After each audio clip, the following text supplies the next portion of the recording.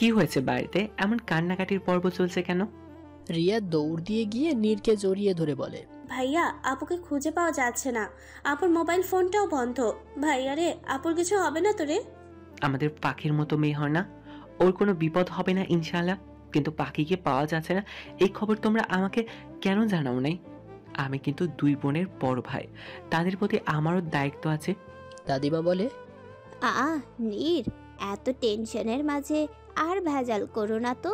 তোমার দাদা ভাই আরাবকে কল দিয়ে বলেছে আবিরকে জানাতে। বাহ দাদিমা, বোন আমার, আমি জানলাম না, কিন্তু আরাফ আবির ঠিক জানতে পেরেছে। নীরের মা এসে বলে, নীর, এইভাবে বড়দের মুখে মুখে তর্ক না করে যদি বোনের জন্য কিছু করতে পারো তো করো। বাড়ির পরিবেশ আর এলোমেলো করো না। তোমার চাচিমা এমনি পাখির সুখে দেখো কাতর হয়ে গেছে। নীর তার চাচিমার কাছে গিয়ে বলে, ছোট চাচিমা, তুমি চিন্তা করো না, আমি আমার বোনকে ঠিক খুঁজে আনবো। তুমি দোয়া করো, আমি আসছি। দাদা ভাই চিৎকার করে বলে, বড় বৌমা, তুমি তোমার ছেলেকে একটু কথা ভালোভাবে বলতে বলবে। সে এ বাড়ির বংশধর, তার এমন আচরণ মানায় না। বড় বৌমা বলে, বাবা, ওর কথা কিছু মনে করবেন না। জানেনই তো ও রিয়ার পাখিকে কতটা ভালোবাসে। আসলে এদের কারোর কিছু হলে সহ্য করতে পারে না। সেইখানে তো পাখিকে খুঁজে পাওয়া যাচ্ছে না। দাদিমা বলে, তাতে কি হয়েছে, পাখি আমাদেরও তো নাতনি, ওর জন্য আমাদের কম চিন্তা হয় নাকি, বুঝলে বৌমা? কেউ আর কোনো কথা বলে নাই। ওইদিকে আবির পুলিশের বড় কর্তা হবার কারণে সে সব স্থানে কল দিয়ে খবর নেয় এবং তাদের পাখির ডিটেল পাঠিয়ে দেয়। সে সব তথ্যের মাধ্যমে সে থানা থেকে এসে জানতে পারে একজন বড় বিজনেসম্যান একটা মেয়েকে চোর বলে রেখে গেছে। আবির তাড়াতাড়ি সবাইকে কল দিয়ে সেখানে আসতে বলে।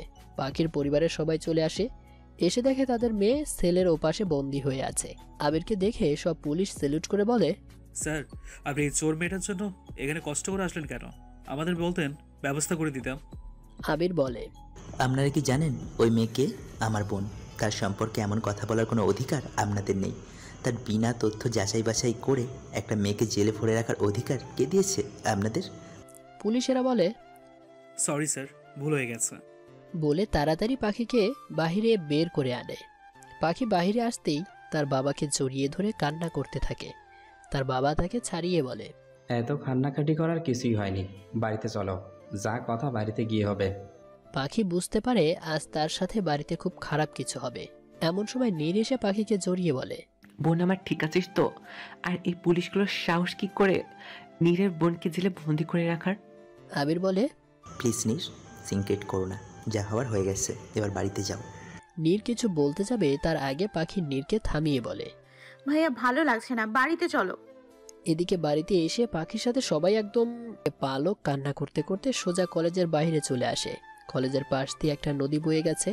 পালক সে নদীর পাশে এসে পানিতে পা ডুবিয়ে বসে আছে। শান্ত নদীর পানিতে পা ডুবিয়ে বসে থাকার অনুভূতিই অন্যরকম। এক মনে নীরবে পানির জলধারা বয়ে যাওয়া দেখছে পালক। এমন সময় কেউ এসে ওর কাঁধে হাত রাখে।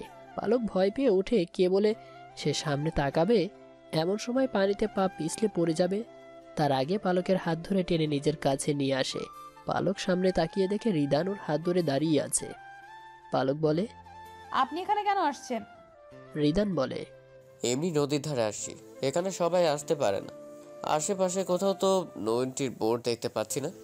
পালক বলে, নদীতে দেখতে এসে আমার কাঁধে হাত দিয়েছেন, এটা কি ঠিক বলেন? রিদান বলে, আমি আপনাকে স্পর্শ করেছি, তার কোনো প্রমাণ আছে? পালক বলে, না, প্রমাণ নেই, তাতে কি হয়েছে? এখনো তো স্পর্শ করে আছেন আমাকে। রিদান বলে, ও আচ্ছা, এই ব্যাপার। তাই বলে পালকের হাত ছেড়ে দেয়। পালক সোজা পানিতে গিয়ে পড়ে। এতে করে পুরো কাক ভেজা হয়ে যায় সে। রিদান বলে, তোমার অ্যাটিটিউড কম করার জন্য একটু পানিতে চুবিয়ে দিলাম, আশা করি এরপর থেকে আর কখনো এত ইগো দেখিয়ে কথা বলতে আসবে না। পালক বলে, ওই কলা গাছের বান্দর আমাকে পানিতে চুবিয়ে আমার ইগো কম রাখতে আসছো, তাই না? এরপর আপনাকে যদি পানিতে না চুবিয়ে দিয়েছি তাহলে আমিও পালক না। এরপর পালক পানি থেকে উঠে কাক ভেজা হয়ে সোজা নিজের গাড়ি ড্রাইভ করে বাড়িতে চলে আসে। এদিকে বাড়িতে এসে পাখির সাথে সবাই একদম চিৎকার চেঁচামেচি করতে শুরু করে দেয়। এসব দেখে তো নীর একদম অবাক হয়ে যায়। নীরের মা নীরের পাশে এসে বলে, নীর, তুমি একটা কথাও বলবে না? যদি পাখির ভালো চাও। নীরের মায়ের কথা শুনে একদম অবাক। তার মা তাকে চুপচাপ থাকতে বলছে। আজ নীর চুপচাপ শুনবে তার পরিবার কি করতে পারে তা দেখার জন্য। এদিকে পাখির বাবা আফরোজ সাহেব নিজের মেয়েকে ফাঁসির আসামের মতো প্রশ্ন করতে শুরু করে দেয়। আফরোজ বলে, তুমি নিচের গাড়ি থাকতে পরের গাড়িতে চলে গেলে কি করে? পাখি বলে, বাবা, আমাদের গাড়ির স্থানে হুবহু একই ডিজাইনের মতো কালো গাড়ি ছিল, তাই বুঝতে পারিনি অন্যের গাড়িতে আমি উঠে গেছি। পাখির বাবা বলে, তাকে এত ব্যস্ত ছিলে কার গাড়িতে, কোথায় যাচ্ছ, সেই হুঁশ জ্ঞান কি ছিল না? পাখি বলে, সরি বাবা, বুঝতে পারিনি, ভুল হয়ে গেছে, নেক্সট টাইম থেকে খেয়াল রাখবো।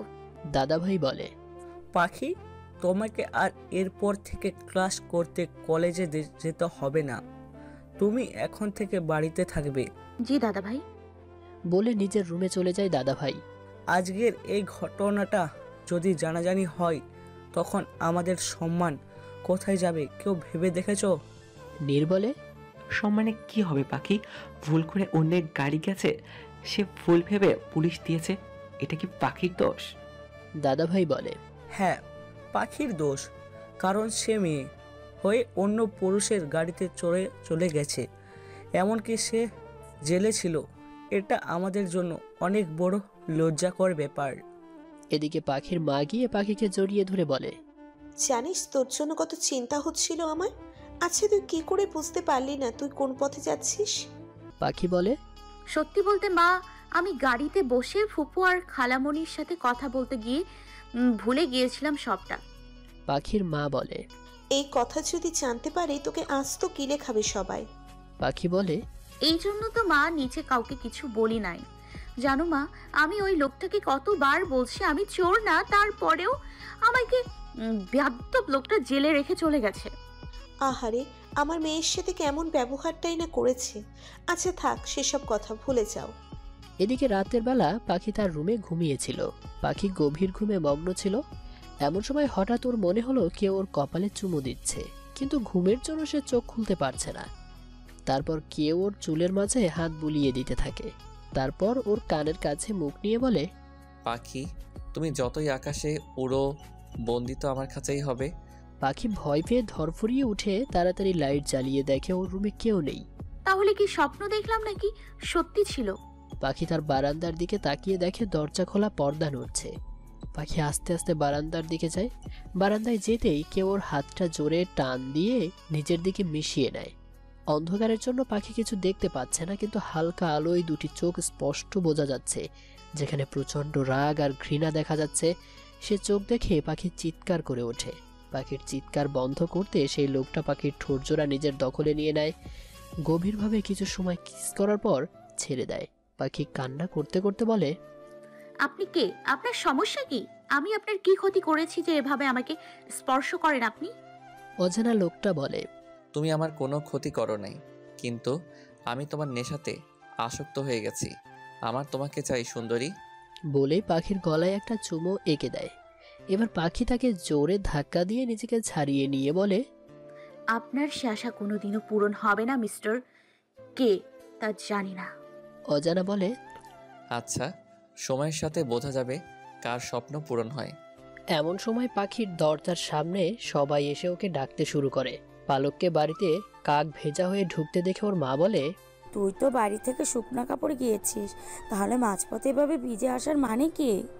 এটা তো বাংলাদেশ না যে রাস্তার মাঝে পুকুর হয়ে থাকবে, সে পানিতে তুই ভিজে আসবি।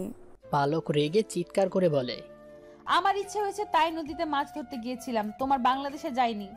আবিদা পারভিন পালকের হাতের দিকে তাকিয়ে বলে, মাছ ধরতে যখন গিয়েছ তখন সে মাছ কোথায়?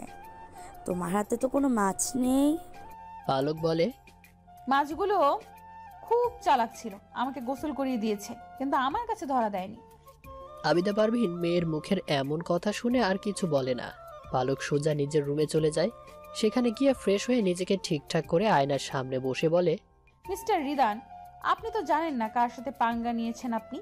আপনাকে তো আমি মজা হারে হারে বোঝাবো, তা না হলে আমিও পালক না। এদিকে রাতে নাস্তার টেবিলে আফিফ খান তার মেয়েকে বলে, পালক, শুনলাম তুমি নাকি আজ নদীতে মাছ ধরতে গিয়েছিলে। পালক রাগী চোখে মায়ের দিকে তাকিয়ে থাকে, তারপর বলে, নো পাপ্পা, আসলে নদীতে একটু সুইমিং করতে গিয়েছিলাম। সব সময় তো সুইমিং পুলে সাঁতার কাটা হয়, কখনো নদীতে সাঁতার কাটার মজা নেওয়া হয়ে ওঠেনি, তাই নদীতে সাঁতারের মজা নিতে গিয়েছিলাম। তাহলে আজকাল নিউ ইয়র্কেও গুজব শুনতে পাওয়া যায়। পালক বলে, ইয়েস পাপ্পা, তুমি ওসব গুজবে একদম কান দিবে না। আবিদা পারভিন আর কিছু বলে না। আমি দুধে মিশে গেছে, সে আটি হয়ে গেছে। এদিকে পরের দিন সকালে পালক সাদা একটা লং ড্রেস পরে তার চুলগুলো একপাশে নিয়ে বেঁধে রাখে। আজ মনের যত মাধুরী ছিল সবটা উজাড় করে সে নিজেকে সাজিয়েছে। এরপর সে সোজা কলেজে চলে যায়। আজ তো কলেজের সব ছেলেদের মাথা একদম নষ্ট হয়ে গেছে পালককে এ রূপে দেখে। পালক হঠাৎ করে দেখে রিদান কিছু বই হাতে নিয়ে মাঠের মধ্য দিয়ে যাচ্ছে। এমন সময় পালক সোজা রিদানের সামনে গিয়ে দাঁড়িয়ে পড়ে। রিদান পাশ কেটে চলে যেতে চায়, কিন্তু পালক তার পথ আটকে দেয়। রিদান বলে, কি সমস্যা? এভাবে পথ আটকানোর কোনো মানে হয় না। পালক কিছু না বলে সোজা রিদানের শার্টের কলার ধরে রিদানের মুখ নিচু করে ওর ঠোঁট জোড়া দখল করে নেয়। এই দৃশ্য পুরো কলেজ দেখতে থাকে। অনেকে তো নিজেদের চোখ হাত দিয়ে ঢেকে রাখে। অনেক সময় পর পালক রিদানের ঠোঁট জোড়া ছেড়ে দিয়ে একটা শয়তানি হাসি দেয়। কিন্তু এমন সময় পাখির দরজার সামনে সবাই এসে ওকে ডাকতে শুরু করে। পাখি কি করবে বুঝতে পারে না। এমন সময় অজানা লোকটা বলে, আরে ময়না পাখি, তোমার বাড়ির মানুষ আমাদের দুইজনকে তো ডাকছে, চলো তাদের সাথে দেখা করে আসি। পাখি লোকটার পায়ের নিচে বসে তার পা ধরে বলে, প্লিজ আমার জীবনে নতুন কোনো ঝড় তুলবেন না। আজ এমনি সুনামি হয়ে গেছে, আর কিছু আমি সইতে পারবো না, এতটা ক্ষমতা আমার নেই। অজানা পাখির হাত ধরে উঠিয়ে বলে, আরে ময়না পাখি, তোমার স্থান আমার বুকের বাম পাশে, তুমি কষ্ট করে কেন পা ধরতে যাচ্ছ? পাখি বলে, প্লিজ আপনি চলে যান, না হলে আপনাকে আমার সাথে কেউ দেখে নিলে এক্ষুনি রোজ কিয়ামত সৃষ্টি হয়ে যাবে। অজানা লোকটি বলে, আচ্ছা ময়না পাখি, আমি এক্ষুনি চলে যাব, কিন্তু একটা শর্ত আছে আমার। কি শর্ত আপনার? বেশি কিছু না, তুমি এক্ষুনি আমার কপালে একটা ভালোবাসার স্পর্শ এঁকে দিবা, তাহলে চলে যাব। অসম্ভব, আমি মরে গেলেও এই কাজ করতে পারবো না। আচ্ছা, তোমাকে কিছু করতে হবে না, আমি গিয়ে দরজাটা খুলে দিয়ে বলবো তুমি আমাকে প্রেম করতে ডেকে আনছো, আর তখন কেউ তোমার কথা বিশ্বাস করবে না, সবাই আমার এক কথা বিশ্বাস করবে। এখন ভেবে দেখো তুমি কি করতে চাও। পাখি কোনো কুল কিনারা না পেয়ে তার কপালে একটা চুমু দিয়ে দেয়। অজানা তারপর বলে, ময়না পাখি, রোজ সকালে আর রাতে এসব নিতে আসবো আমি। পাখি বলে, আপনি পাগল হয়ে গেছেন, আমার জীবনটা তেজপাতা কেন করতে চাইছেন? অজানা বলে, ময়না পাখি, ওইদিকে তোমার সাড়া না পেয়ে দরজা ভাঙার উপক্রম, যাও বাড়ির মানুষদেরকে সামলাও, আমাকে নিয়ে চিন্তা করার জন্য সারা জীবন পড়ে আছে। বলে সে বারান্দা দিয়ে নেমে চলে যায়। পাখি তাড়াতাড়ি করে রুমে এসে নিজেকে ঠিকঠাক করে দরজা খুলে দেয়।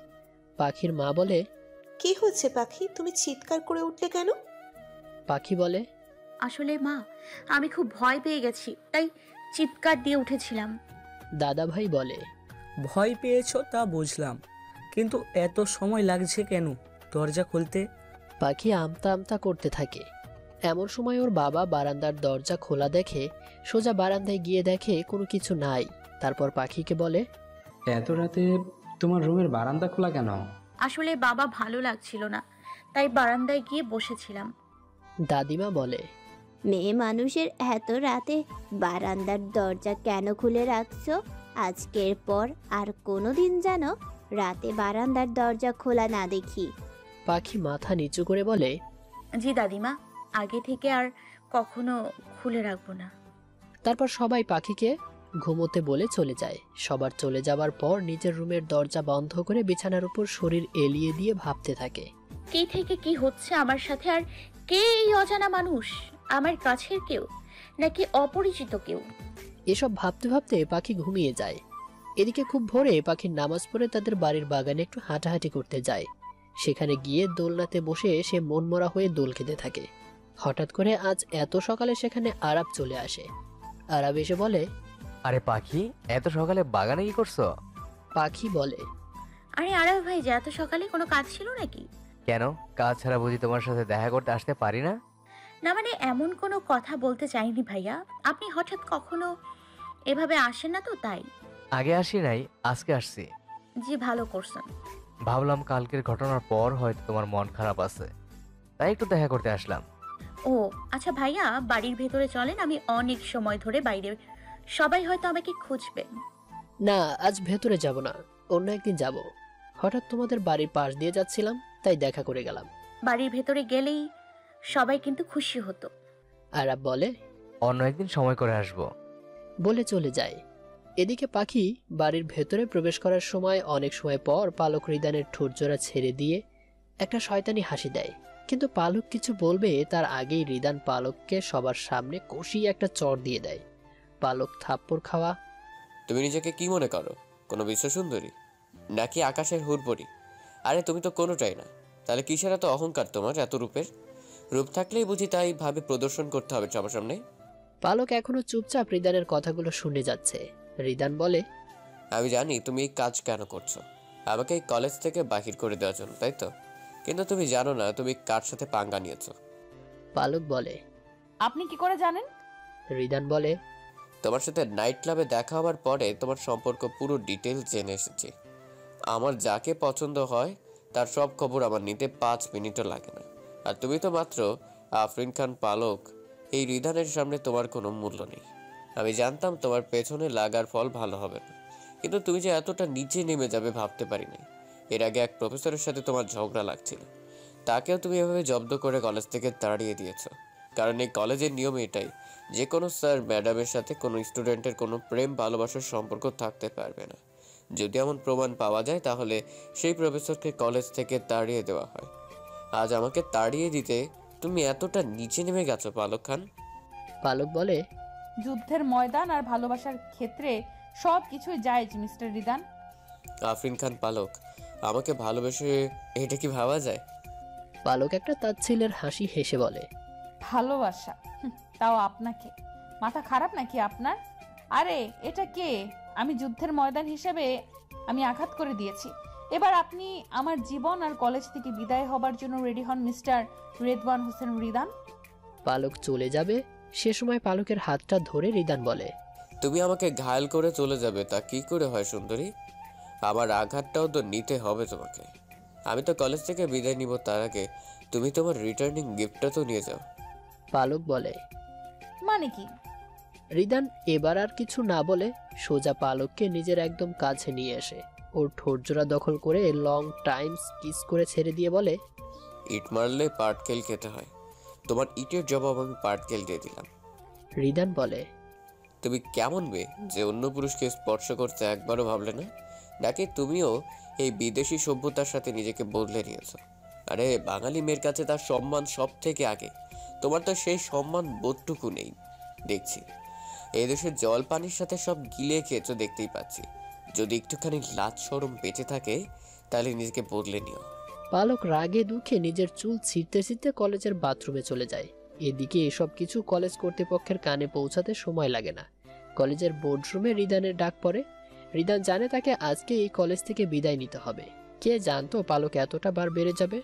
এদিকে পাখি বাড়ির ভেতরে প্রবেশ করার সময় দাদাভাই বলে, বাড়ির মেয়েরা দেখছি আজকাল খুব বেশি বাহিরের ছেলেদের সাথে কথা বলছে।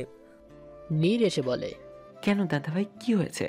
বাড়ির বাগানে লুকিয়ে সবার আড়ালে দেখি কথা বলা হয়। নীর পাখিকে দেখে অবাক, কারণ পাখি এমন কাজ কেন করবে ভাবা যায় না।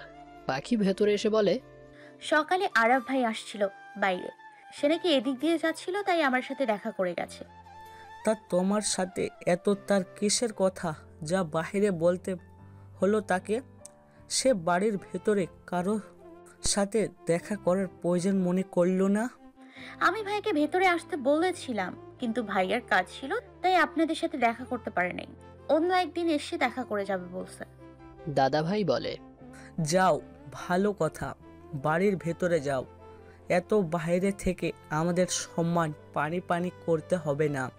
পাখি মাথা নিচু করে বাড়ির ভেতরে চলে যায়। দাদাভাই বলে, এখন দেখছি মেয়েগুলো অনেক বড় হয়ে গেছে, এদের নিয়ে চিন্তা ভাবনা করতে হবে। নীরের বুঝতে বাকি নাই বাড়িতে এরপর যা হবে খুব খারাপ কিছুই হবে। দাদাভাই সোজা গিয়ে পাখির বাবার সাথে কথা বলে, তা তোমার মেয়ে তো বড় হয়েছে, তাকে নিয়ে কিছু ভেবেছো তুমি? পাখির বাবা বলে, না বাবা, আপনি থাকতে আমি পাখিকে নিয়ে কেন চিন্তা করব বলেন? দাদাভাই বলে। আচ্ছা, তাহলে দেখি কি করা যায়। এদিকে পাখি তার রুমে গিয়ে রেডি হয়ে বাইরে চলে আসে কলেজ যাবার জন্য। পাখিকে দেখে নীর জিজ্ঞেস করে, এত সকালে রেডি হয়ে কোথায় যাবি তুই? মাথা নিচু করে পাখি বলে, ভাইয়া আজকে আমার খুব দরকারি পরীক্ষা আছে, তাই অ্যাটেন্ড করতে যাচ্ছি। পাখির বাবা এসে বলে, আচ্ছা যাও, সমস্যা নাই। আজ আবার ঘাড়ে করে কোনো বিপদ বাড়িতে এনো না। আজকাল তো বিপদ ছাড়া কিছুই আনছো না তুমি। পাখি বলে, জি বাবা, আমি সোজা কলেজ থেকে বাড়িতে চলে আসব। দাদাভাই বলে, তাই করলে ভালো হয়। এরপর পাখি সোজা কলেজের উদ্দেশ্যে রওনা দেয়, কিন্তু মাঝপথে হঠাৎ করে গাড়িটা খারাপ হয়ে যায়। পাখি পরে মহাবিপদে। এদিকে তাকে তাড়াতাড়ি কলেজ যেতে হবে, আশেপাশে কোনো গাড়ি টাড়ি কিছুই নেই। এমন সময় ওদের গাড়ির সামনে একটা গাড়ি এসে দাঁড়ায়। তা দেখে ড্রাইভার গিয়ে কথা বলে। পাখিকে এসে বলে, মামুনি আপনি এই গাড়িতে করে চলে যান, আমি তাদের থেকে লিফট চেয়েছি। পাখি কিছু না বলে চুপচাপ গাড়ির পেছনে বসে পড়ে। গাড়িটা কিছু দূর যাবার পর এদিকে এসব কিছু কলেজ কর্তৃপক্ষের কানে পৌঁছাতে সময় লাগে না। কলেজের বোর্ডরুমে রিদানের ডাক পড়ে। রিদান জানে তাকে আজকে কলেজ থেকে বিদায় নিতে হবে। কে জানতো পালক এতটা বার বেড়ে যাবে। রিদান বেচারাকে নানান রকম প্রশ্ন করে বিভ্রান্ত করতে থাকে। একজন প্রশ্ন করে, আপনি এই কলেজের রুলস তো জানেন, যে কোনো স্টুডেন্টের সাথে কলেজে এসে রিলেশন করা যাবে না। রিদান কি বলবে বুঝতে পারবে না। অবশেষে চোখ বন্ধ করে একটা দীর্ঘ শ্বাস ফেলে বলে, স্যার, আমি কলেজে এসে রিলেশন করিনি। পালক আমার বাগদত্তা, মানে হবু বউ। তার সাথে এমন কিছু করার পারমিশন আমার অবশ্যই আছে। আর থাকলো স্টুডেন্টের কথা, আমাদের সম্পর্কটাকে ঠিক করার জন্যই কলেজে আসা। এরপরও আপনারা পানিশমেন্ট দিতে চাইলে আমি মাথা পেতে নিতে রাজি আছি। হবু বউ। কথাটা শুনে আর কেউ কোনো প্রতিবাদ করে না, কারণ সে প্রফেসর বলে কি তার পার্সোনাল লাইফ থাকতে পারে না। এরপর সবাই রিদানকে অভিনন্দন জানাতে শুরু করে। প্রিন্সিপাল স্যার বলে, আপনার হবু যেহেতু পালক খান, সেহেতু আমাদের আর কিছু বলার নাই। তবে আপনাদের পার্সোনাল লাইফ এভাবে পাবলিক না করলে খুশি হবে সবাই। রিদান বলে, জি স্যার, আমি অবশ্যই এরপর থেকে আপনার কথাটা খেয়ালে রাখবো। এদিকে গুজব প্রচার হতে বেশি সময় লাগে নাই। পুরা কলেজ জানে পালক খান মিসেস রিদান, কিন্তু বেচারি পালক জানে না সে মিসেস রেদওয়ান হোসাইন রিদান। কথায় আছে না, যার বিয়ে তার খোঁজ নাই, পাড়াপড়শির ঘুম নাই। এদিকে কলেজের সবাই এসে পালককে অভিনন্দন জানাতে থাকে, কিন্তু পালক এসবের আগামাথা কিছুই বুঝতে পারে না। ডলি এসে বলে, আমি তোর কুটিকালের বান্ধবী, আর তুই তোর বিয়ের কথা আমাকে জানাতে ভুলে গেলি। তোর একটা থাপ্পড় দিয়ে আটলান্টিক মহাসাগরে ফালাই দিমু, শয়তান মেয়ে। আমি বিয়ে করলে তুই জানবি না, এটা কোনো কথা হলো? ডলি বলে, তাহলে পুরো কলেজে জানি তোর আর রিদান স্যারের নাকি বিয়ে ঠিক হয়ে আছে। ও রে শালার স্যার, আমার একটা চুম্মাকে বিয়ে পর্যন্ত নিয়ে গেছে। থাম, তার কি হাল করি দেখ। ডলি বলে, তোর যা খুশি কর, আমি ওই স্যারের কাছে গিয়ে ফ্রি লেকচার শুনতে রাজি নই। পালক সোজা রিদানের কেবিনে গিয়ে বলে, আপনি সব মিথ্যা কথা কেন বলছেন? আমি কোথায় কি মিথ্যা কথা বলেছি জানেন? আপনার আমার নাকি বিয়ে। রিদান বলে, তুমি আমাকে তাড়াতে এক গাদা মানুষের সামনে কিস করতে পারো, আমি তোমার থেকে আমার পিছু চাড়াতে এইটুকু মিথ্যে কথা বলতে পারবো না? তা কখনো হয়? আমার পরিবারের সব জানতে পারলে কষ্ট পাবে।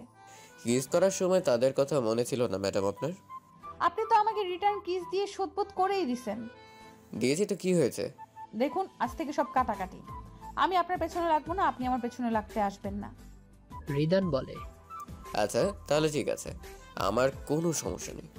পালক বলে, তাহলে আজ আপনার দাওয়াত রইল। রাতে আমাদের কাটাকাটি উপলক্ষে একটা পার্টি দিব, আপনাকে অবশ্যই আসতে হবে। রিদান বলে, অবশ্যই যাব। আপনি দাওয়াত দিবেন, তাকে রিজেক্ট করা যায় বলেন? পালক বলে, আচ্ছা তাহলে রাতে দেখা হবে নাইট ক্লাবে। এদিকে বাড়িতে এসে পালক নিজের পুরো রুম মাথায় করে নিয়েছে, রাতে পার্টিতে কি পরে যাবে সেই জন্য। অনেক খোঁজাখুঁজি করে একটা লাল রঙের ড্রেস পরে। গাড়িটা কিছু দূর যাবার পর হঠাৎ করে থেমে যায়। পাখি হঠাৎ করে গাড়ি থামা দেখে বলে, হঠাৎ করে এইভাবে গাড়ি থামিয়ে রাখলেন যে? গাড়িতে কি কোনো সমস্যা হয়েছে? অজানা বলে, আমাকে দেখে কি আপনার ড্রাইভার বলে মনে হয়? আপনার গাড়ি আপনাকে কেন ড্রাইভার মনে হবে? অজানা বলে, তাহলে গাড়ির পেছনে কেন বসে আছেন? সামনে এসে বসুন। আমি আপনার ড্রাইভার না, তাই সামনে এসে আমাকে ধন্য করুন প্লিজ। পাখি তাড়াতাড়ি করে নেমে সামনের সিটে গিয়ে বসে চিৎকার দিয়ে ওঠে। ততক্ষণে গাড়ি চলতে শুরু করে দিয়েছে। আপনি মুখোশ পরে আছেন কেন? আর কে আপনি? অজানা বলে, আরে ময়না পাখি, তুমি আমাকে ভুলে গেলে, এটা কিন্তু খুব খারাপ। পাখি বলে, আপনি এখানে কেন? অজানা বলে, ও মা, মেয়ে দেখছি ভুলে গেছে রাতের কথা। রাতে কি বলছিলাম মনে নাই ময়না পাখি? কি বলছিলেন আপনি? এই যে আমি প্রতিদিন তোমার থেকে ভালোবাসার স্পর্শ নিতে আসব। ইস, কি মন ভোলা মেয়ে রে বাবা, রাতের কথা সকালে ভুলে যায়। এমন মেয়ের সাথে কিভাবে আমি প্রেম করব? দেখুন, আপনার মাথায় সমস্যা আছে। আপনি ভালো কোনো মানসিক ডক্টর দেখান। আমি আপনার সাথে কেন, অন্য কোনো মানুষের সাথে প্রেম মরে গেলেও করব না। দেখো মেয়ে, অযথা আমার মাথা বিগড়ে দিও না। ভালোই ভালোই সকালের চুমাটা দিয়ে দাও, নয়তো সামনে তোমাদের কলেজে যাবার রাস্তা, সেখানে না নিয়ে অন্য রাস্তায় নিয়ে যাব। আর তুমি খুব ভালো করে জানো, দুজন অবিবাহিত ছেলেমেয়ের মাঝে তৃতীয় ব্যক্তি শয়তান কিন্তু উপস্থিত থাকে। আর খারাপ কিছু হয়ে গেলে তখন কিন্তু আমার দোষ দিতে পারবে না। পাখি বুঝতে পারছে সে খুব বড় বিপদে পড়েছে। কিভাবে বাঁচবে সে বুঝতে পারে না। মনে মনে বলে, আল্লাহ, এই শয়তানের হাত থেকে আমাকে বাঁচাতে কাউকে পাঠিয়ে দিও। অজানা বলে, কি হলো, তাড়াতাড়ি করো, নাকি রোমান্স করার ইচ্ছা আছে তোমার? না, আমার কোনো রোম্যান্সের ইচ্ছা নেই। তাই বলে পাখি অজানার গালে একটা চুমু দিয়ে বলে, এবার প্লিজ আমাকে কলেজে নামিয়ে দিয়ে আসেন, আমার পরীক্ষা আছে। অজানা বলে, জি ময়না পাখি, তোমার কথা আমি মানব না তা কি হতে পারে বলো? যতই হোক তুমি আমার একমাত্র কলিজার টুকরো পাখি। এরপর অজানা পাখিকে তার কলেজের সামনে নামিয়ে দিয়ে বিদায় বেলা বলে, রাতে দেখা হবে, আমার কথা আবার ভুলে যেও না। পাখি কিছু বলবে তার আগে অজানা গাড়ি চালিয়ে চলে যায়। এদিকে প্রিয়া পাখিকে বলে, কিরে, তোদের বুঝি নতুন গাড়ি কিনেছে? পাখি বলে, কই না তো। তাহলে যে নতুন গাড়িতে করে আসতে দেখলাম তোকে? ও আচ্ছা, ওই গাড়িটাতে আমি সাহায্য নিয়ে আসছি। আসার সময় আমাদের গাড়িটা তো খারাপ হয়ে গেছিল, সেই জন্য। তা এইরকম স্মার্ট গাড়ির মালিকও কি স্মার্ট নাকি কোনো বুড়ো? বুড়া কি জোয়ান আমি জানি না, তোর জানার দরকার হয়েছে, তুই গিয়ে জেনে আয়। আজব, গাড়িতে তুই এসেছিস, আসার সময় কি চোখ বাড়িতে রেখে এসেছিস যে দেখিসনি কার সাথে এসেছিস? যে চোখ বাড়িয়ে রেখে আসছে। এসব বাদ দিয়ে চল, পরীক্ষা দিতে হবে। এদিকে আড়াল থেকে আরাব পাখি আর প্রিয়ার সব কথা শোনে। পাখি পরীক্ষা শেষে বাড়ি যাবার সময় আরাব এসে বলে, পাখি, তোমার সাথে আমার একটু কথা আছে, এদিকে আসো। পাখি বলে, আপনার যা বলার সবার সামনে বলেন, আড়ালে যাবার কি দরকার? আরাব বলে, একটু পার্সোনাল কথা ছিল পাখি। দেখুন আরফ ভাই, আপনার সাথে আমার কোনো পার্সোনাল কথা না কোনোদিন ছিল আর না হতে পারে। দরকার থাকলে বাড়িতে এসে কথা বলবেন, এমন রাস্তার মাঝে আর কখনো কথা বলার জন্য ডাকবেন না প্লিজ। আরাব বলে, বাহ, ভালোই উন্নতি হয়েছে তোমার দেখছি। নতুন নতুন মানুষের সাথে মিশতে শুরু করে দিয়েছো, তাই আর আমাদের কথা মনে পড়ে না তোমার। বুঝি তো তোমার পরিবর্তন হওয়ার কারণ। পাখি বলে, তাহলে তো ভালো, আমার আর কিছু বলার নেই। তাই বলে পাখি নিজের বাড়িতে চলে যায়। পালক এদিকে বাড়িতে এসে পালক নিজের পুরা রুম মাথায় করে নিয়েছে। রাতে পার্টিতে কি পরে যাবে সেই জন্য অনেক খোঁজাখুঁজি করে একটা লাল রঙের ড্রেস পরে, লাল রঙের মিনি স্কার্ট পরে সাথে গলায় একটা স্কার্ফ ঝুলিয়ে রাখা, সাথে তার লম্বা চুলগুলো খুলে রাখা। তারপর নিজে গাড়ি ড্রাইভ করে সোজা নাইট ক্লাবে চলে আসে। এদিকে অনেক আগেই রিদান সেখানে উপস্থিত ছিল। পাখিকে সেখানে ঢুকতে দেখে রিদান একটু বিরক্তিকর বোধ করে। কখনো ভাবে নাই এত কথা বলার পর ও এত ছোট কিছু আবারও পরে আসবে।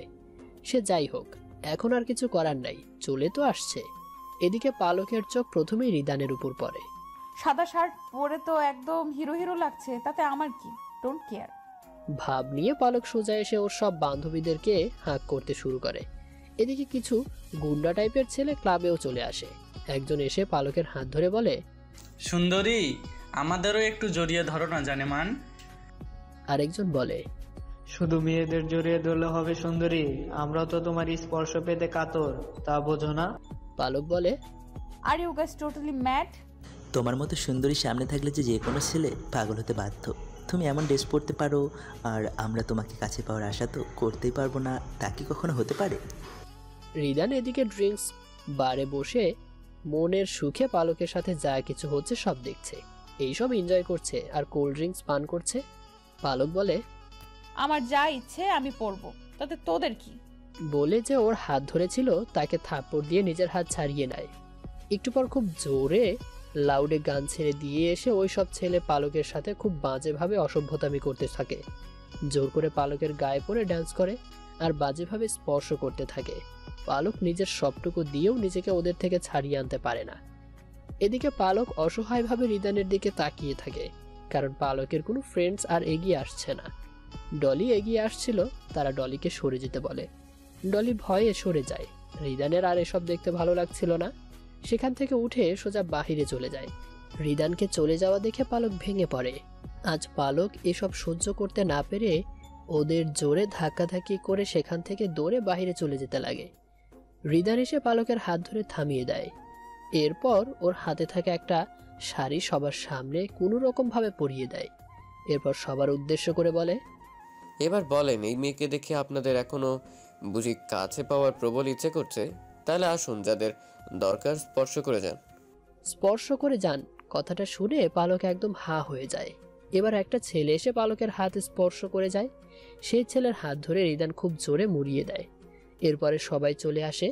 রিদান হিরোর মতো সবার সাথে মারামারি করবে এমনটা কিন্তু করে নাই।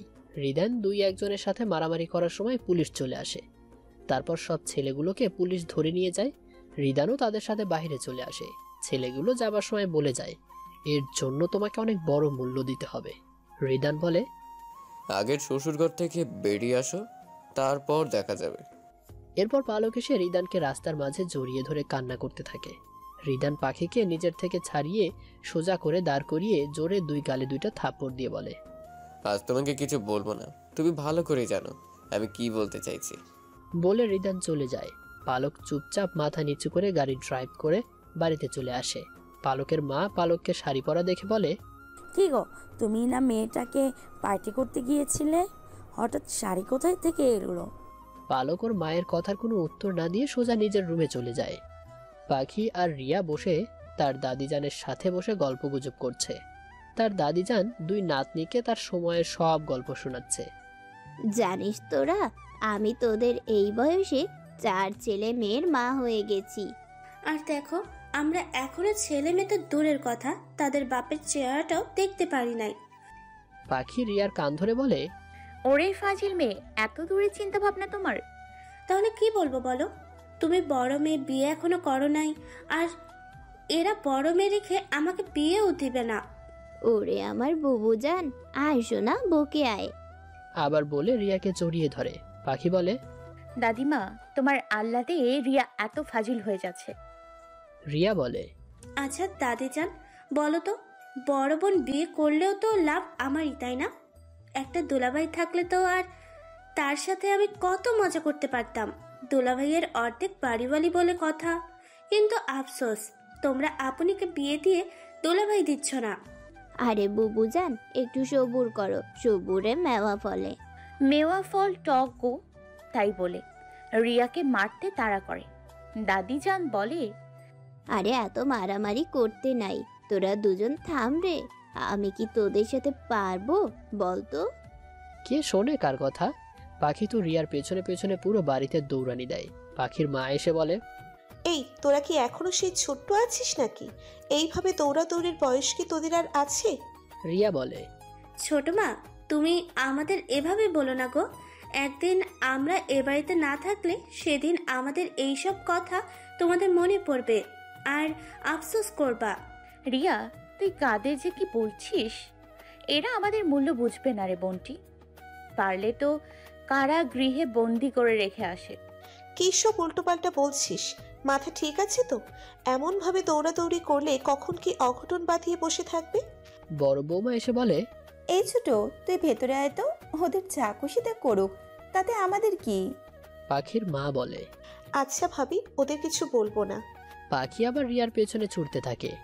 এমন সময় মেইন দরজার কাছে এসে রিয়া পা পিছলে পড়ে যায়। একা নয়, কারো গায়ের উপর পড়ে। রিয়া কার উপর পড়েছে তা দেখতে মাথা উঁচু করে, দেখে সে আর অন্য কারো না, আরাভের বুকের উপর পড়ে আছে। বেচারি তো লজ্জায় পানি হয়ে গেছে। তাড়াতাড়ি উঠে সে বলে, সরি ভাইয়া, বুঝতে পারি নাই, মাফ করে দিবেন। আরাব বলে, তাও তোমার ভাগ্য ভালো, আমার বুকের উপর পড়েছো। ফ্লোরের উপর পড়লে তো এত সময় টিভি চ্যানেলের ব্রেকিং নিউজ হয়ে যেতে তুমি। কি যে বলেন না ভাইয়া, আপনিও। তা এত লাফালাফি কিসের জন্য? ব্যাপার কি? হ্যাঁ, ও কিছু না, এমনি আপুর সাথে একটু দুষ্টামি করছিলাম তাই। তা কোন বিষয়ে এত দুষ্টুমি করছিলে? পাখি বলে, ভাই, সব বিষয় আপনার না জানলেও চলবে। বলে রিয়ার হাত ধরে উপরে নিয়ে চলে যায়। এদিকে আরাব বসে নিচে চাচিমা দাদিমাদের সাথে কথা বলতে থাকে। রিয়া এসে বলে, আপু, তুমি ওইভাবে আরব ভাইয়ের সাথে কথা না বললেও পারতে। কেন রে, তোর সমস্যা কোথায়? আমার এটা পছন্দ না কেউ তার সাথে এভাবে কথা বলুক। তার মানে সামথিং সামথিং? নাথিং আপনি। বলে পাখিকে জড়িয়ে ধরে। সে কি জানে তোমার মনের কথা? না আপু। তাহলে তো দেখছি তাকে জানাতে হবে। না আপনি, এসব পছন্দের কথা তিন কান না হওয়াই ভালো। আরে সমস্যা নেই, ডাইরেক্ট তোর বিয়ে দিয়ে দিব আমি, চিন্তা করিস না। রিয়া পাখিকে জড়িয়ে ধরে বলে, আগে তোমার বিয়ে হবে, তারপর আমি তাকে আমার মনের কথা বলবো। এসবের মধ্যে আমাকে বাস দিতে হবে। এটা বাস না আপনি, এটা ভালোবাসার ঠেলা। পাখি, ওরে আমার দুষ্টু বোন রে। রিয়ার পাখি দুজন হাসাহাসি করতে থাকে। পালক আয়নার সামনে দাঁড়িয়ে আজ নিজেকে দেখছে। এই, আমি কি সেই আমি? না, এটা আমার মতো কোনো দিক দিয়েই না। তাহলে আয়নাতে আমি কার চেহারা দেখছি? একদম শান্ত শিষ্ট নম্র ভদ্র, নিজের পুরো শরীর ঢাকা লাল শাড়িতে। নিজের শরীরকে দেখানোর থেকে তো আড়াল করার মাঝে অন্যরকম শান্তি আছে, যা এতদিনে আমি বুঝতে পারি নাই। আজ এত বছর পরে বুঝেছি, তাও কেউ একজন চোখে আঙুল দিয়ে দেখিয়ে দিয়েছে বলে। সে যদি না আমার চোখে আঙুল দিয়ে আমার আমির সাথে পরিচয় করিয়ে দিত, তাহলে তো কোনো দিনও আমি নিজের অস্তিত্বকে চিনতেই পারতাম না। এসবের মাঝে আজ একটা বিষয় আমি বুঝতে পেরেছি, তার সাথে ঝগড়া ফসাদ করতে গিয়ে কোনো সময় যে তার মায়ায় জড়িয়ে গিয়েছি বুঝতেও পারি না। হ্যাঁ, আজ আমি চিৎকার করে সারা পৃথিবীকে বলতে পারবো আমি তাকে ভালোবাসি। সত্যি আমি তাকে ভালোবাসি। এটা আমার মুখের কথা নয়, এটা আমার অন্তরের মাঝ থেকে চিৎকার দিয়ে জানিয়ে দিচ্ছি। এরপর পালক নিজের গা থেকে শাড়িটা সরিয়ে সুন্দর করে গুছিয়ে আলমারিতে তুলে রাখে, আর বাথরুমে গিয়ে লম্বা সময় ধরে একটা শাওয়ার নেওয়ার পর রুমে এসে বিছানাতে শুয়ে পড়ে। আর রিদানের সাথে দেখা হওয়ার প্রতিটা মুহূর্তের কথা ভাবতে থাকে। আহা, কি থেকে কি করে তার প্রেমে পড়ে গেছে সে ভাবতেই লজ্জা করছে। এসব ভাবতে ভাবতে পালক ঘুমিয়ে যায়। পরের দিন সকালে পালক রেডি হয়ে কলেজের জন্য বেরিয়ে যায়।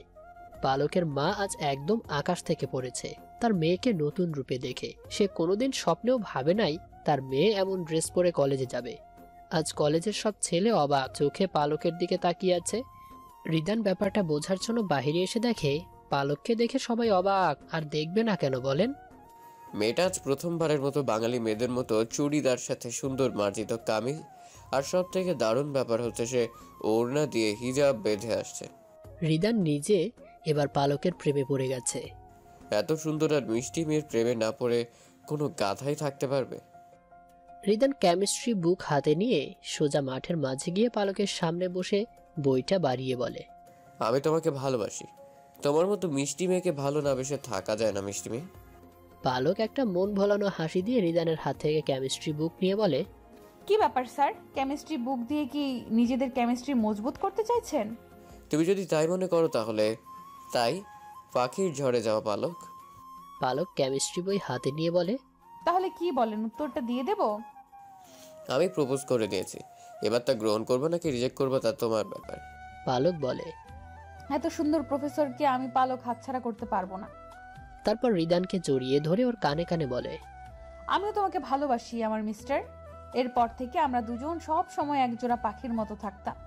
রিদানের হাতে হাত রেখে আমি এই নিউ ইয়র্ক শহরের সবগুলো স্থানে ঘুরেছি। সবগুলো স্থানে আমি আর রিদান আমাদের স্মৃতি নিয়ে ভরিয়ে দিয়েছি। যেদিন আমরা থাকবো না আমাদের স্মৃতিগুলো এইভাবেই রয়ে যাবে। আমি হঠাৎ একদিন রিদানের কাছে বায়না করে বসি, আজকে আমরা বিয়ে করব। রিদান আমাকে না বলে না, কারণ আমরা আমাদের এই রিলেশনটা অনেক দূরে পর্যন্ত এগিয়ে নিয়ে গেছি। তাই বিয়ে জাস্ট একটা ফর্মালিটি ছিল। আমাদের মনের মিল তো অনেক আগেই হয়ে গেছে। যেখানে মনের মিল হতে দেরি হয়নি আমাদের, কারোর পরিবার এসব সম্পর্কে অবগত ছিল না। এমনকি আমরা আমাদের নাম ছাড়া কেউ কারো পরিচয় পর্যন্ত চিনতাম না। এমন প্রেম হয়তো লাখে লাখে একটা হয়। সে যাই হোক, অবশেষে আমি আর রিদান কোর্ট ম্যারেজ করে আসি। আমাদের বিয়ের সাক্ষী ছিল আমার বন্ধু হ্যারি আর ডলি। রিদানের দিক থেকে আমাদের কলেজের প্রফেসর। এরপর আর কে পায় আমাকে? আমি বাড়িতে মিথ্যা কথা বলে রিদানের সাথে থাকতে চলে আসি। রিদান এতদিন হোস্টেলে থাকতো, তা আগে জানতাম না। সেদিন প্রথম জানতে পারি রিদান এতদিন হোস্টেলে থাকতো। রিসেপশন থেকে সোজা চাবি নিয়ে রিদান আমাকে তার রুমে নিয়ে আসে, তারপর দরজা লক করে দেয়।